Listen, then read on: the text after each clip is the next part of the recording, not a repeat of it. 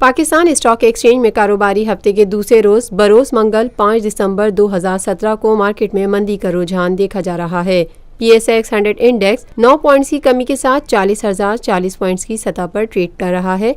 आज सुबह से ही मार्केट में मंदी देखी जा रही है। सुबह से अब तक मजमूई तौर पर 260 कंपनियों के हिस्सों के भाव का कारोबार हुआ, जिसमें से 156 कंपनियों के हिस्सों के भाव में इजाफा, 79 कंपनियों के हिस्सों के भाव में कमी, जबकि 15 कंपनियों के हिस्सों के भाव में कोई रद्दोबदल वाक़ई नहीं हुआ। मार्केट माहिरीन का कहना है कि मार्केट में उतार चढ़ाव का सिलसिला आइंदा भी जारी रहेगा।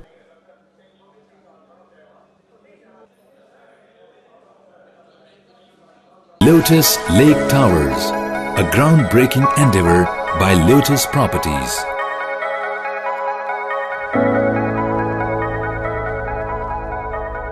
पाकिस्तान में पहली मर्तबा हालात हाजरा के मुख्तसर मगर जामे प्रोग्राम्स, खबरों, तबसरों के अलावा दीगर समाजी, तिजारती, सकाफती, तफरीही, मालूमाती, मजहबी, तालीमी, सेहत और बच्चों के प्रोग्राम्स सिर्फ TNN TV पर।